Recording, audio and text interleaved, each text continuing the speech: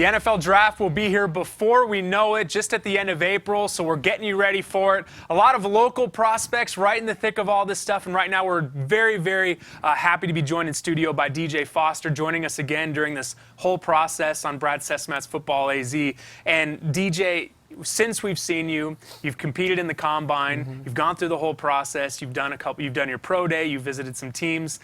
I want to know about some stories and some things that you've experienced over the course of the last few weeks that have just really been lifelong memories that you'll take away. Yeah, it's been unbelievable. I mean, the process has gone by so fast. I mean, those are things that you look at when you're a little kid. I mean, going to the combine, seeing it on TV every year, having my pro day, and just doing these private workouts. I mean, it's been gone by so fast, and it's unbelievable.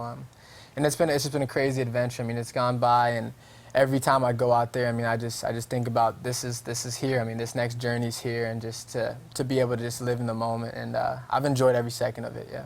DJ, it's fun to reminisce with you, because following you through high school, through your time at ASU, it's been fun to watch, but it also hasn't been that much time. Yeah. It's gone by really fast. Do you kind of take a step back to think about, wow, I'm here right now, I'm pursuing my dream, it is right here in my grasp, or are you just kind of focused on what's ahead and you can reflect later on? Yeah, I mean, during this part, I mean, at a time, I was just like, I just got to keep grinding through this. I mean, because it doesn't stop. A lot of people, I mean, think that this period, I mean, college over, but I mean, there's so many steps that I had to take, I mean, to better myself and make sure I'm ready for this next process. But this last month, I mean, I've just been really taking the time to myself and being around my family and friends and just enjoying every second of it, and kind of being a kid for a little bit, being able to be a normal person and just relax and enjoy my friends and family.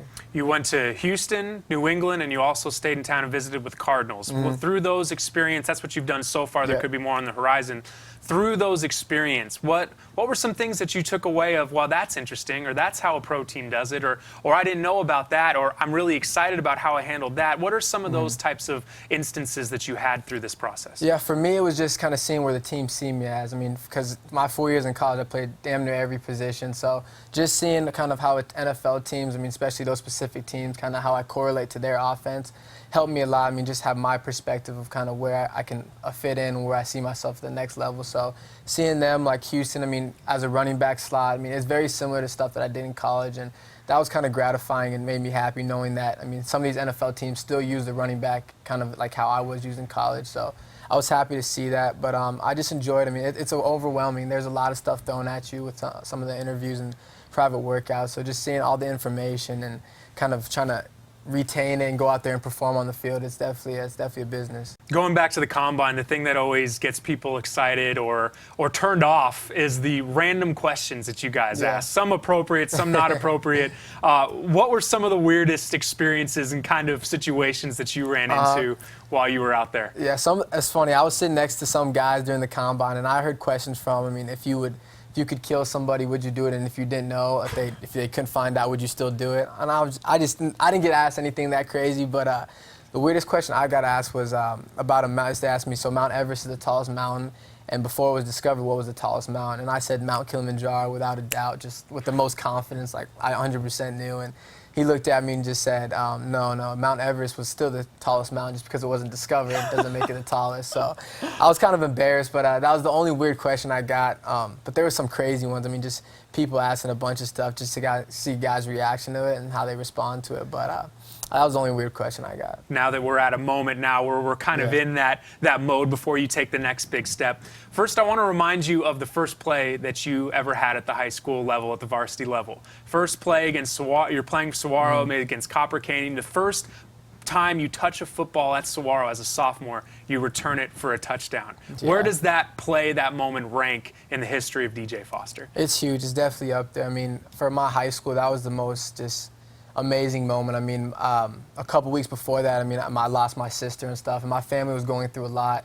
And I remember, I mean, 2 weeks ago, I mean, I thought I wasn't going to play football ever again. And I mean, my friends and family kind of gave me the motivation to go out there and play. And I remember my coach said, I mean, you go back there and just go on kick return. And I was practicing a little bit, and it was my first time on varsity. And I mean, I was nervous and I couldn't believe it. But when I caught the ball, I mean, it was just like the sea just parted. And I mean, I just ran straight, and I remember talking to my mom and everything after that play and after the game, and my family was just so overwhelmed, and it was just the most symbolic moment for my family kind of at the time, and it still is. I mean, that was definitely one of my greatest memories. Is there a play or a touchdown that stands out over your Sun Devil career to say that you did this in this venue that has this tradition in front of these fans? Is there a moment on the road when there aren't fans cheering for you that will always stand out? For me, like you said, the Rose Bowl. I mean, that was one of the most incredible places, and not many people get to come out of their college career saying they went undefeated at the Rose Bowl, and that's something that I take a lot of pride in. And we were able to go down there twice. First time for the Pac-12 South, and we ended up playing the Pac-12 Championship. And the second time this past year, I mean, going down there, they were 7th in the country, and we came off a big loss to USC, and just being able to kind of come together as a team and trying to be a senior leader for that time. And those two memories, I mean, I'll never forget. I mean, those were unbelievable, going undefeated there. Last one for you, DJ, and we'll let you get out of here. Let's talk about some of your teammates, because you aren't the only one from your program that's competing to try to earn a draft spot. Who is the guy on your team that's looking to get selected this month that isn't on enough people's radars? I definitely think Gary Chambers. I mean, Gary, he doesn't have the film that he didn't play a lot of when it comes over the course of his time. I mean, but he has big plays. I mean, he's been a big-time player this past year. I mean, I think he's kind of was a late bloomer.